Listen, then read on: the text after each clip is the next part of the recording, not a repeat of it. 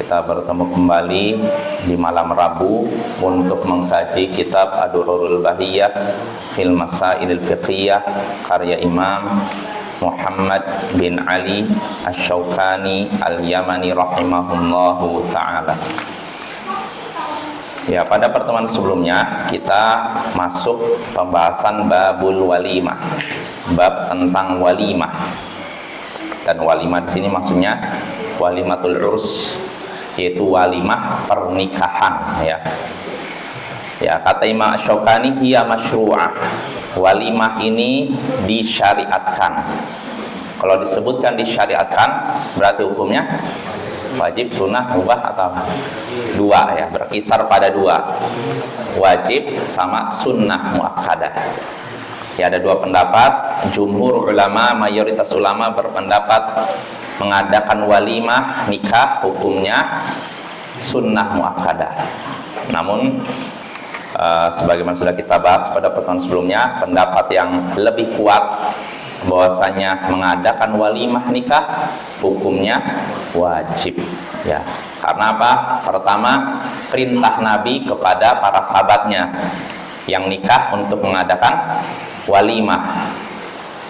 Aulim walau bisya, itu perkataan Nabi kepada Abdurrahman bin Auf ketika dia sudah nikah. Nabi menyuruh dia, adakanlah walimah, pesta nikah, walaupun dengan seekor kambing. Ya, ini perintah. Sedangkan hukum asal perintah wajib. Ini dalil dari perkataan Nabi. Lalu berikutnya dalil dari perbuatan Nabi. Nabi setiap kali menikahi seorang wanita, beliau selalu mengadakan walimah. Jadi ketika beliau menikah dengan istri-istri beliau itu semuanya, beliau selalu mengadakan walimah, pesta nikah. Ini menunjukkan walimah hukumnya wajib, bukan cuma sunnah, Bapak, ya. Bukan cuma sunnah, tapi wajib. Tentu saja wajib di sini bukan berarti wajib mengundang orang sekampung, Bapak, ya, sekali lagi. Jadi nggak ada kewajiban, oh saya walimah mengundang orang satu kampung, nggak ada kewajiban. Kalaupun orang yang berapa gelintir, 3, 4 diundang makan kopi sama apa? Kopi das. Tidak cukup, Bapak, ya. Jadi nggak ada keharusan harus besar-besar, ya. Itu yang penting kan tujuan walimah memberitahu bahwa ini ada yang sudah nikah gitu, Pak. Itu aja intinya. Jadi nggak ada disyaratkan harus makan besar, nggak ada. Nah, minuman pun biasa aja. Jadi itu, ya. Jadi itu walimah. Sekali lagi walimah hukumnya wajib. Maka bagi yang mau nikah hendaknya adakan walimah, ya. Itu yang pertama. Lalu berikutnya, pembahasan berikutnya yang disebutkan oleh Imam Asy-Syaukani, wa tajibul ijabatu ilaiha, dan wajib memenuhi undangan walimah, pesta nikah, wajib hukumnya, Bapak, ya. Apa dalilnya? Kita sudah bahas pada pertemuan sebelumnya, hadis dalam Sahih Bukhari Muslim dari Abu Hurairah. Nabi sallallahu alaihi wasallam bersabda, syarru ta'amil ta'amul walimah, yud'a ilaihal aghniya wa yutrakul fuqara. Seburuk-buruk makanan adalah makanan walimah. Orang kaya diundang, sedangkan orang miskin tidak diundang. Ya, ini kita sudah bahas. Artinya rata-rata orang bikin walimah, yang diundang cuma orang-orang kaya, orang miskin tidak diundang. Kenapa? Khawatir menghabiskan makanan. Nah, itu tidak ada amplop, tidak bawa amplop, dikhawatirkan, makanya nggak usah diundang. Nah, ini kata Nabi seburuk-buruk makanan. Artinya itu perbuatan tercela, diharamkan, Bapak, ya. Nggak boleh seperti itu. Ya, kalau memang terbatas, ya udah terbatas, nggak usah dipilih-pilih, yang kaya saja, miskin enggak. Ya, lebih baik kalau memang punya uang, ya undang miskin aja, yang kaya nggak usah diundang. Itu lebih bagus, pahalanya lebih besar, karena orang miskin sangat membutuhkan makan. Orang kaya udah biasa makan begini, ya kan, makan sapi, ayam, gulai ayam udah biasa. Tapi kalau orang miskin, itu seperti emas, Bapak, ya. Maka ketika kita ngasih makan kepada orang yang benar-benar membutuhkan, pahalanya lebih besar dibandingkan orang yang tidak terlalu membutuhkan. Artinya pahala sedekah ini bisa bertingkat-tingkat besar kecilnya, diantaranya faktor keikhlasan orangnya plus orang yang ditujunya. Makin butuh makin butuh seorang dengan sedekah, maka ketika kita memberikan sedekah kepadanya, pahalanya makin besar. Nah ini ya, ini yang perlu kita ketahui. Jadi itu ucapan Nabi. Lalu kata Nabi, wa man lam yujibid da'wah faqad asallaha wa rasulah. Siapa yang tidak memenuhi undangan walimah, undangan pesta nikah, maka sungguh ia telah bermaksiat kepada Allah dan Rasulnya. Telah bermaksiat kepada Allah dan Rasulnya. Berarti kalau suatu perbuatan dikatakan maksiat kepada Allah dan Rasulnya, hukumnya apa? Haram kan? Dosa kan? Berarti tidak memenuhi undangan walimah, hukumnya haram. Berarti memenuhi undangannya, hukumnya apa? Wajib. Nah, karena wajib kan kalau dilaksanakan berpahala, ditinggalkan dosa. Nah ini, maka wajib memenuhi undangan walimah dan tidak boleh mangkir dari panggilan walimah ya. Karena Nabi menyatakan tadi, siapa yang tidak memenuhi undangan walimah, maka sungguh ia telah bermaksiat kepada Allah dan Rasulnya. Dalam riwayat lain juga sama, wa man du'iya falam yujib faqad asallaha wa rasulah. Siapa yang diundang walimah di sini maksudnya, lalu tidak memenuhi undangannya, maka sungguh ia telah bermaksiat kepada Allah dan Rasulnya. Nah ini Bapak ya, ini menunjukkan walimah, memenuhi undangan walimah wajib. Bahkan kalaupun seorang sedang puasa, bayangkan, ini dalil yang menguatkan wajibnya memenuhi undangan walimah. Kalaupun sedang puasa, tetap diperintah untuk memenuhi undangan walimah. Nah, di sini apa dalilnya? Hadisnya dalam Sahih Muslim dari Abu Hurairah, Nabi sallallahu alaihi wasallam bersabda, "Idza du'iya ahadukum falyujib, fa in kana sha'iman falyusalli, wa in kana muftiran falyat'am." Jika salah seorang dari kalian diundang untuk walimah nikah, maka penuhilah undangan tersebut. Datang ya. Jika dia sedang puasa, maka doakanlah. Maka silakan mendoakannya, dan jika dia mau buka, maka hendaknya makan. Artinya orang yang sedang puasa, tentu bukan puasa wajib ya. Puasa wajib nggak mungkin ya. Puasa sunnah, Senin Kamis, puasa Daud misalkan. Kalau ada seorang, misalnya kita diundang walimah di suatu pesta walimah ya, walimah nikah. Kalau kita lagi puasa, maka datang. Nah, nanti ketika datang terserah kita, apakah kita mau lanjut puasa atau dibatalkan puasanya. Diberikan pilihan, tapi tetap datang. Jelas ya? Jadi kalau kita datang nggak mau nggak mau dibatalkan, ya udah datang, doakanlah pengantinnya, istilahnya gitu udah. Atau kalau kita mau batalkan pun dipersilahkan, nggak masalah juga. Misalkan saya puasa sunnah Senin Kamis, lalu diundang, misalkan walimahnya hari Senin siang hari, maka kalau dibatalkan pun nggak masalah, saya makan. Jelas ya? Itu dalil yang menunjukkan bahwasanya walimah ini memenuhi undangan walimah, menghadiri undangan walimah hukumnya wajib ya. Sampai-sampai Imam Ibnu Abdul Bar, Al-Qadhi Iyad dan Imam An-Nawawi menukil kesepakatan para ulama bahwasanya memenuhi undangan walimah hukumnya wajib. 3 ulama besar, Ibnu Abdul Bar, ulama dari kalangan Malikiyah, Al-Qadhi Iyad dari kalangan Syafi'iyah, An-Nawawi, Imam An-Nawawi dari kalangan Syafi'iyah menukil bahwasanya memenuhi undangan walimah pesta nikah hukumnya wajib.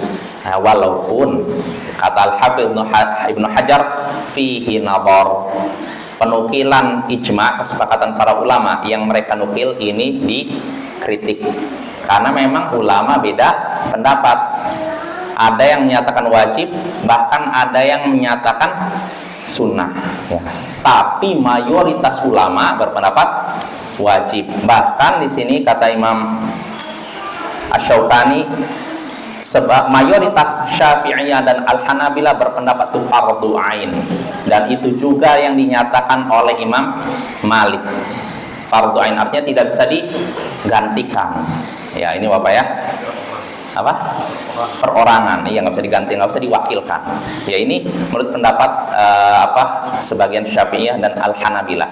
Artinya Bapak, memang tidak ada kesepakatan para ulama, tapi mayoritas ulama berpendapat itu wajib. Bahkan sebagian ulama menukil itu ijma, walaupun ini dikritik, penukilan ijma dikritik. Yang benar tidak ada ijma, cuma mayoritas ulama berpendapat itu wajib, dan inilah pendapat yang kuat berdasarkan dalil-dalil yang ada. Jelas ya? Ini tentang tentang hukum memenuhi undangan walimah. Kesimpulannya, hukumnya wajib, dikerjakan berpahala, ditinggalkan dosa. Cuma timbul pertanyaan, apakah kewajiban ini tanpa ada syarat atau ada syaratnya? Jadi apakah wajib secara mutlak atau ada syaratnya? Para ulama menyatakan kewajiban sini ada syaratnya. Apa syaratnya? Pertama, ini disebut Imam Syaukani enggak ya? Oh, nanti setelahnya. Ya. Kita lewat dulu Bapak ya, nanti kita bahas. Ya, kita lewat dulu. Yang penting pertama kita yakini dulu wajib ya, memenuhi undangan walimah. Lalu berikutnya, kata Imam Asy-Syaukani rahimahullah, wa yuqaddamu sabiqu tsummal aqrabu baba. Dan orang yang lebih dahulu mengundang ini lebih didahulukan, lalu orang yang pintu rumahnya dekat, paling dekat dengan rumah kita. Ini permasalahan berikutnya. Jadi ini pembahasan ini kalau misalkan dalam satu waktu kita diundang oleh 2 orang. Kasusnya kalau 2 orang. Jadi dalam satu kesempatan, satu waktu kita diundang oleh 2 orang. Maka mana yang didahulukan? Jelas Bapak ya? Kalau masalah memenuhi undangannya ya dua-duanya. Cuman mana yang dahulukan? Kan nggak mungkin kita dalam 2 tempat jasad kita 2 kan? Nggak mungkin kan? Yang satu di Melepet, satu di Muara bisa dalam satu waktu. Nggak mungkin kan? Maka mana yang dahulukan? Ada yang undang walimah nikah di Muara, ada yang di Melepet. Maka kalau dalam kondisi demikian, kata Imam Syaukani, didahulukan yang lebih dahulu undang. Misalkan yang dulu undang Melepet, berarti Melepet. Nah, lalu kalau misalkan setelah yang didahulukan yang undang, baru setelah itu yang paling dekat pintunya dengan pintu rumah kita. Apa dalilnya? Di sini Imam Syaukani menyebutkan dalilnya. Dalilnya itu hadis Humaid bin Abdurrahman Al-Himyari dari seorang sahabat, bahwasanya Nabi sallallahu alaihi wasallam bersabda, "Idza ijtama'ad da'iyan fa'ajib aqrabahuma baban. Fa in aqrabahuma baban aqrabahuma jiwaran, fa in sabaqa ahaduhuma fa'ajibil ladzi sabaq." Jika 2 orang yang mengundang berkumpul dalam satu tempat, artinya jika ada 2 undangan dalam satu waktu, maka penuhilah yang pintunya lebih dekat dengan pintumu. Jika pintunya lebih dekat dengan pintumu, jika kedua-duanya sama, maka penuhilah undangan orang yang lebih dekat darimu dari sisi bertetangga. Jika salah satu dari keduanya mendahulu yang lain dalam masalah mengundang, maka penuhilah yang lebih dahulu undang. Ya ini ya. Ini dalilnya. Tapi kata Imam Asy-Syaukani sendiri, wa fi isnadihi Zaid bin Abdurrahman Ad-Dalani wa qad wathaqahu Abu Hatim wa dha'afahu Ibnu Hibban. Dalam sanad hadis ini ada Zaid bin Abdurrahman Ad-Dalani. Imam Abu Hatim menyatakan dia terpercaya, tapi Imam Ibnu Hibban menyatakan dia dhaif, lemah. Artinya hadisnya dipermasalahkan. Dan Syekh Al-Albani menyatakan dhaif. Ya, terus gimana nih? Nggak ada ketentuan. Ada hadis berikutnya. Hadisnya disebutkan dalam Sahih Bukhari dan selainnya dari Aisyah. Jadi Aisyah bertanya kepada Nabi sallallahu alaihi wasallam suatu hari, "Innali jarain fa ila ayyihima uhdi?" Sesungguhnya aku punya 2 tetangga, wahai Nabi. Maka kepada siapa aku memberikan hadiah? Artinya ini hadiahnya terbatas. Ini pembahasan memberi hadiah nih. Aku punya 2 tetangga nih. Maka kepada siapa di antara keduanya aku harus memberikan hadiah? Jadi ada dua nih. Kalau diberikan kedua-duanya nggak cukup. Kalau diberikan kepada satu yang mana nih? Ada dua tetangga nih. Maka kata Nabi Sallallahu Alaihi Wasallam, ila aqrabihima min kibaba. Berikanlah hadiah tersebut kepada tetangga yang pintunya lebih dekat dengan pintumu. Ya, jadi ini rumah. Seorang pintunya di sini yang sebelah kanan, yang satu pintunya sini yang sebelah kiri. Berarti yang dahulukan yang mana? Yang sebelah kanan. Itu contohnya. Nah, ini dalil tentang memberikan hadiah kan, bukan mengundang. Makanya tidak ada ketentuan karena hadis pertama dhaif. Maka tinggal kita kembalikanlah kepada maslahat. Mana yang lebih bermaslahat, dahulukan mana. Tapi saya yakin selama dua-duanya didatangi nggak ada masalah kan. Mau dahulu yang lebih dekat, lebih jauh nggak ada masalah. Jelas apa ya? Jadi nggak masalah. Jadi nggak ada ketentuan mana yang lebih didahulukan. Bisa yang lebih jauh, bisa yang lebih dekat. Yang penting dua-duanya didatangi. Jelas? Ya itu. Yang penting kita menggugurkan kewajiban kita, menunaikan kewajiban kita. Lantas tadi pertanyaannya kita kembali lagi. Wajib mendatangi walimah, wajib memenuhi undangan walimah, pesta nikah. Namun apakah ini tanpa syarat? Jawabannya ada syaratnya. Apa syaratnya? Di antaranya pertama, tidak ada maksiat di situ. Makanya Imam Syaukani menyebutkan poin berikutnya, wala yajuzu hudurha idza ishtamalat ala ma'siyah.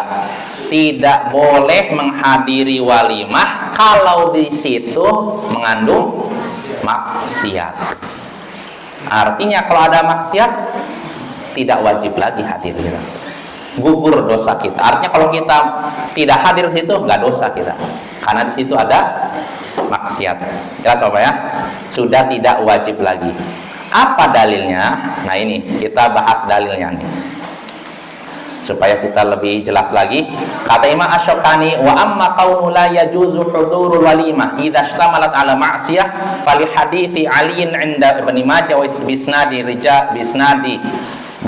rijalihi rijalus sahih qala sana'tu ta'aman fada'tu Rasulullah faja'a fara'a fil bait tasawir faraja. Nah ini kata Imam Syaukani, adapun tidak boleh menghadiri walimah pesta nikah jika mengandung maksiat, ada maksiat, itu berdasarkan hadis Ali dalam Sunan Ibnu Majah dengan sanad yang sahih. Ali berkata, aku pernah membuat makanan, lalu aku undang Rasulullah SAW. Beliau pun datang. Lalu beliau melihat di rumahku ada gambar makhluk bernyawa. Maka beliau pun kembali lagi, balik lagi. Tidak jadi apa? Tidak jadi apa? Makan di situ. Padahal sudah diundang kan? Ya, sudah datang. Beliau lihat gambar makhluk bernyawa, balik lagi. Ini menunjukkan kalau di dalam pesta maksiat, di dalam suatu pesta nikah ada maksiat, maka kita tidak lagi wajib menghadiri walimah tersebut, pesta tersebut. Jelas Bapak ya? Itu dalil pertama. Dalil lain, contoh ada maksiat, contohnya apa? Seperti ada minuman khamar di situ, ada minuman keras disajikan gitu. Kalau memang dalam pesta nikah ada minuman keras disajikan, kita tidak wajib lagi hadir di situ. Karena apa? Nabi SAW disebutkan oleh Imam Syaukani, hadis dalam Mustadrak Al-Hakim dari Ibnu Umar, naha Rasulullah SAW an mat'amain 'anil julus 'ala ma'idatin yushrabu 'alaiha al-khamr. Rasulullah melarang dari dua makanan. Beliau menyebutkan salah satunya yaitu makan di depan hidangan yang dituangkan di situ minuman keras. Nabi tidak boleh melarang kita duduk di sebuah meja, di depannya dituangkan minuman keras. Maka kalau misalkan dalam pesta nikah ada seperti itu, ada bir misalkan, maka kita nggak boleh duduk di situ. Ya artinya nyingkir dah. Gugur kewajiban kita menghadiri walimah tersebut, Bapak ya. Jelas ya? Itu diantaranya ya. Itu diantaranya hadis yang melarang kita yang menyebutkan tidak wajib menghadiri walimah kalau di situ ada maksiat. Contoh maksiat yang banyak terjadi di masyarakat kita apa kira-kira? Musik ya. Imam Asy-Syairazi dalam kitab Al-Muhadzab, ini kitab induk mazhab Syafi'i. Beliau berpendapat ketika menyinggung walimah, pesta nikah yang ada musik, beliau menyatakan jangan hadir. Beliau menyebutkan hadis Ibnu Umar ketika Ibnu Umar berjalan dengan Nafi' lalu mendengar suara seruling. Maka Ibnu Umar langsung begini. Ibnu Umar begini. Lalu berkata, Nafi', masih ada suaranya? Masih. Terus, masih terdengar suaranya? Sudah tidak ada. Maka Ibnu Umar begini. Sungguh aku pernah menyaksikan Rasulullah mengalami seperti yang ku alami, lalu beliau menutup telinga beliau sampai hilang suara musik tersebut, lalu beliau lepaskan. Nah ini Bapak ya. Jadi kalau ada musik di situ tidak wajib lagi menghadiri undangan walimah ya. Kecuali kalau kita ingin mengingkari. Jadi kalau kita mau hadir di walimah sambil gini, berani?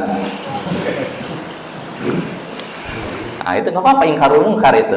Kalau memang kita ngucapin menyampaikan perkataan kita khawatir nanti ribut, ya udahlah, saya nggak usah ngomong apa penting saya. Nah itu termasuk kenapa kamu? Ya saya nggak mau dengar musik. Oh gitu ya, siapa tahu dimatikan bapaknya. Kalau memang tuan rumahnya ini orang yang bijak, oh iya saya menghargai tamu saya, udahlah dimatikan aja. Bagus itu, dakwah itu. Dengan itu dia mengerti ilmu. Oh berarti nggak boleh nyalakan musik ya, itu kemungkaran, berarti saya matikan aja. Nah ini Bapak ya, kalau kita berani praktekanlah itu ya. Telinga yang saya tutup buat mata bagaimana? Itu iya, kalau ada maksiat juga pakai apa? Kacamata hitam. Itulah Pak musibah. Nah itulah musibah juga ya. Ya pokoknya semampu kita ya.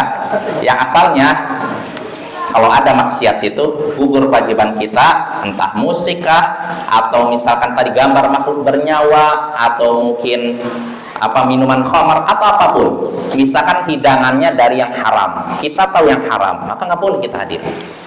Ya Sobat ya, nggak boleh. Walaupun kita tidak makan, misalkan yang makan orang lain, tapi di depan mata kita nggak boleh kita hadir di situ. Menyingkir Bapak ya, nggak boleh seperti itu. Nah ini syarat pertama wajibnya menghadiri walimah, yaitu tidak ada maksiat. Lalu kedua yang disebutkan oleh sebagian ulama mazhab Syafi'i, kita wajib menghadiri walimah jika yang mengundangnya bukan orang fasik. Bukan orang fasik. Berarti kalau bukan orang fasik apa? Orang soleh. Berarti kalau orang fasik nggak wajib kita menghadirinya. Pertanyaannya, siapa yang disebut orang fasik? Siapa yang disebut orang fasik? Ada yang tahu? Siapa yang disebut orang fasik? Jadi kata para ulama mazhab Syafi'i, kalau misalkan yang ngundangnya orang fasik, kita tidak wajib menghadiri walimahnya.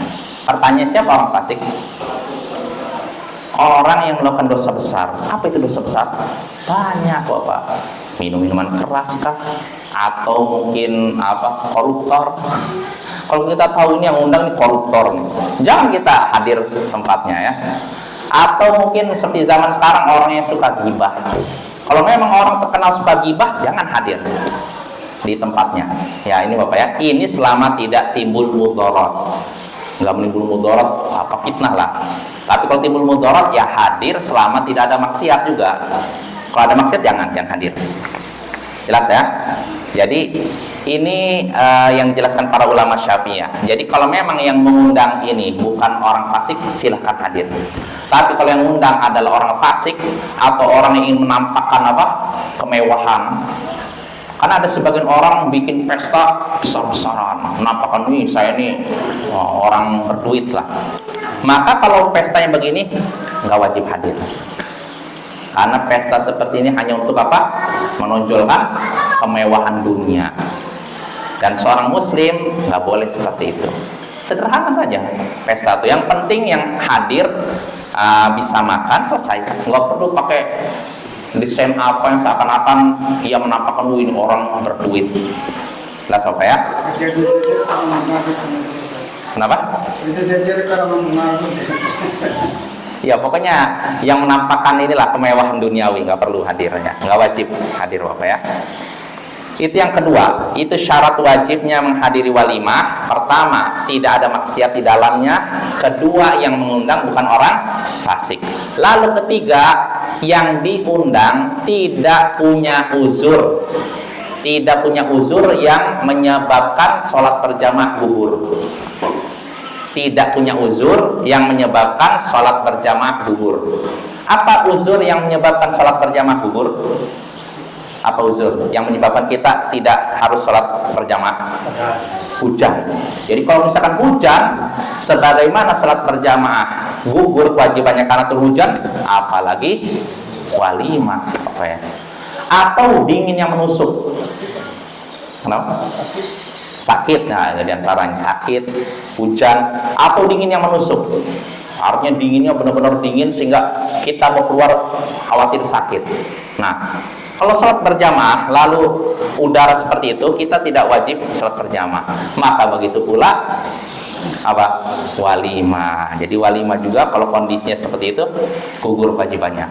Lalu berikutnya contohnya seperti ancaman musuh. Kita khawatir ancaman musuh. Misalkan ada seorang misalkan preman yang sudah mengancam kita, ingin memukul kita, dan kita khawatir benar-benar dia mewujudkan ancaman dia. Maka kalau kondisinya demikian, kita tidak wajib salat berjamaah. Terus walimah bagaimana? Apalagi Bapak ya. Jelas ya? Itu 3 syarat memenuhi undangan walimah wajib. Pertama, tidak ada maksiat. Kedua, tadi yang ngundang bukan orang fasik. Ketiga, tidak punya uzur yang menyebabkan salat berjamaah gugur. Artinya, pertama, kalau dalam undangan tersebut ada maksiat, tidak wajib memenuhi undangan tersebut. Kalau yang undang adalah orang fasik, tidak wajib memenuhi undangan tersebut. Kalau seorang punya uzur yang menyebabkan salat berjamaah gugur, sakit, turun hujan, maka tidak wajib juga memenuhi undangan walimah. Jelas? Ya, ini bisa kita praktekkan mungkin dalam kehidupan sehari-hari ya. Jadi itu ya, jelas Bapak ya. Jadi kesimpulannya memenuhi undangan walimah wajib dengan 3 syarat tadi. Kalau 3 syarat ini tidak terpenuhi, maka tidak wajib memenuhi undangan walimah. Tidak wajib artinya apa? Boleh-boleh saja. Nah, ini ada beda pendapat. Sebagian ulama menyatakan boleh-boleh saja. Artinya tidak wajib, udah gugur dosanya. Tapi kalau datang silakan. Tapi sebagian lain menyatakan artinya haram. Artinya jangan kita hadir di tempat seperti itu. Misalkan ketika di walimah ada musik, nggak usah hadir. Haram. Kecuali dalam rangka apa? Mengingkari. Kalau mengingkari boleh. Kita datang ke tempat ada maksiat lalu bilang, oh ini haram hukumnya. Nah itu boleh. Kalau memang berani ya. Tapi kalau tidak berani, nggak usah hadir. Jelas? Nah, dengan ini selesai dari babul walimah. Nah, sekarang selesai, kita masuk poin berikutnya yang disebutkan oleh Imam Asy-Syaukani, pasal yang termasuk walimah. Karena walimah kan asalnya undangan makan kan? Tapi maksudnya walimah pernikahan. Nah, sekarang pasal berikutnya masih di bab al-walimah aqiqah. Apa itu aqiqah? Akikah. Ya, akikah itu makanan yang disajikan di hari ke-7 anak kita lahir ya. Di hari ke-7 setelah anak kita lahir. Nah, kita bahas beberapa poin yang disebutkan oleh Imam Asy-Syaukani. Wal aqiqatu mustahabbah wa hiya syatani 'anil dzakari wa syatun 'anil untha yauma sabi'il maulud wa fihi yusamma wa yuhlaq ra'suhu wa yatasaddaqu biwaznihi dzahaban aw fiddah. Kata Imam Asy-Syaukani, akikah itu mustahab, dianjurkan, disukai, yakni menyembelih 2 ekor kambing karena kelahiran anak laki-laki dan seekor kambing karena kelahiran anak perempuan. Menyembelih di sini di hari ke-7 kelahiran anak tersebut, dan di hari tersebut diberi nama anak tersebut, dicukur rambutnya, dan bersedekah dengan timbangan berat rambutnya. Bersedekah berupa emas atau perak seukuran berat rambutnya, rambut anak yang dicukur. Nah, ini pembahasan yang disebutkan oleh Imam Syaukani. Kita baca penjelasan Imam Syaukani. Jadi Imam Syaukani menyatakan akikah itu mustahabbah. Mustahabbah artinya apa? Disunahkan, disukai. Berarti ada isyarat beliau berpendapat akikah hukumnya sunnah, ya. Dan para ulama beda pendapat, ya. Beda pendapat tentang apa akikah, apakah hukumnya sunnah atau wajib. Mayoritas ulama berpendapat hukumnya sunnah, sedangkan sebagian ulama, di sini Imam Asy-Syaukani, bentar saya lihat dulu, Imam Asy-Syaukani nyebutkan tidak. Bentar. Ulama setahu saya Daud Al-Zahiriyah, beliau Zahiriyah berpendapat hukumnya itu kalau tidak salah wajib. Betul, Jais? Saya lupa. Pokoknya mayoritas ulama Bapak berpendapat hukumnya sunnah muakkadah. Sunnah muakkadah, ya, bukan sekedar sunnah, ya, sunnah yang ditekankan. Sedangkan sebagian ulama, kalau tidak salah Daud Al-Zahiri berpendapat wajib. Kenapa mereka berpendapat wajib? Karena di sini Nabi Shallallahu Alaihi Wasallam bersabda dalam hadis, di sini hadis dalam Sahih Bukhari dari sahabat Sulaiman bin Amir, Nabi Shallallahu Alaihi Wasallam bersabda, ma'al gulami aqiqah fa ahriku anhu daman wa amitu anhul adha. Setiap anak disertai dengan akikah. Artinya kelahiran anak disertai dengan akikah. Maka tumpahkanlah darah atasnya dan hilangkanlah kotoran darinya. Tumpahkanlah darah atasnya, maksudnya apa? Sembelihlah itu hewan, ya. Dan hilangkanlah kotoran darinya, maksudnya apa? Cukur rambut, karena cukur kan dengan itu kan hilang kotoran kan. Nah, di sini Nabi memberikan perintah, ya kan? Hukum asal perintah apa? Wajib, ya.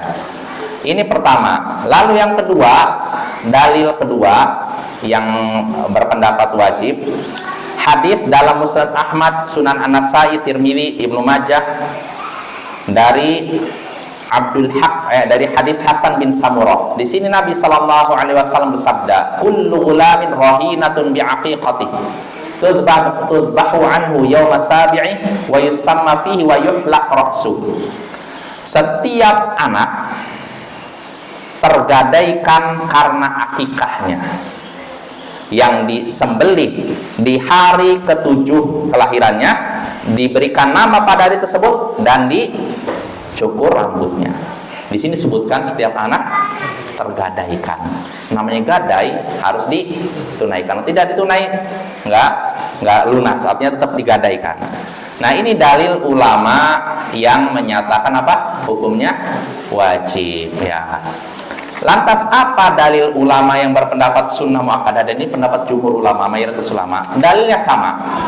Hanya saja kata mereka, perintah dalam hadis tadi hukumnya bukan wajib. Kenapa? Karena ada dalil lain yang memalingkan dari yang wajib. Apa dalilnya yang memalingkan dari yang wajib? Hadis dalam Musnad Ahmad, Abu Daud dan Nasai dari Amr bin Shu'aib, dari ayahnya, dari kakeknya. Di sini disebutkan su'ila Rasulullah sallallahu alaihi wasallam 'anil aqiqah. Nabi Rasulullah sallallahu alaihi wasallam ditanya tentang akikah. Faqal, maka beliau pun bersabda, la uhibbul uquq. Saya tidak suka uquq. Akikah itu kan dikata uquq artinya apa? Durhaka, uququl walidain. Karena apa? Akikah itu mirip dengan kata uquq, durhaka gitu loh. Jelas apa ya? Fakannahu karihal ism. Seakan-akan beliau tidak suka nama tersebut. Nama apa? Akikah. Karena mirip dengan apa tadi? Uquq. Uquq artinya apa? Durhaka gitu loh. Faqalu, maka para sahabat pun berkata, ya Rasulullah, innama nas'aluka an ahadina yuladulah. Wahai Rasulullah, sesungguhnya kami bertanya kepadamu tentang salah seorang dari kami yang punya anak yang baru lahir. Jadi gimana nih? Kami nggak bertanya tentang nama akikah, bukan pembahasan nama akikah, tapi tentang anak yang lahir nih. Kan selama ini kan disembelihkan hewan. Tadi bagaimana nih? Maka kata Rasulullah SAW, man ahabba minkum an yunsak an waladih falyaf'al. Anil gulami syatani mukafa'atan wa anil jariyah syatun. Siapa yang suka di antara kalian untuk disembelihkan binatang atas nama anaknya, silahkan ia melakukannya. Siapa yang suka, siapa yang ingin. Kalau Nabi menyatakan siapa yang suka, siapa yang ingin, kira wajib atau enggak? Siapa yang suka. Kalau nggak suka, ya udah. Jelas apa ya? Ini menunjuk dalil para ulama, jumhur ulama, mayoritas ulama yang berpendapat akikah hukumnya tidak wajib. Karena Nabi menyatakan siapa yang suka, siapa yang ingin untuk menyembelih hewan atas nama anaknya, maka lakukanlah. Ini menunjukkan bahwasanya akikah menurut jumhur ulama hukumnya sunnah muakkadah. Karena dalil-dalil yang asalnya perintah tadi, asalnya kan wajib, dipalingkan dengan hadis ini, dan itulah pendapat yang lebih kuat Allahu a'lam bahwasanya akikah hukumnya sunnah muakkadah. Ya, mungkin sampai sini Bapak ya. Insyaallah pada pertemuan berikutnya kita lanjut pembahasan akikah, tinggal tersisa dikit lagi. Subhanakallahumma bihamdik asyhadu an la ilaha illa anta astaghfiruka wa atubu ilaik. Assalamualaikum warahmatullahi wabarakatuh.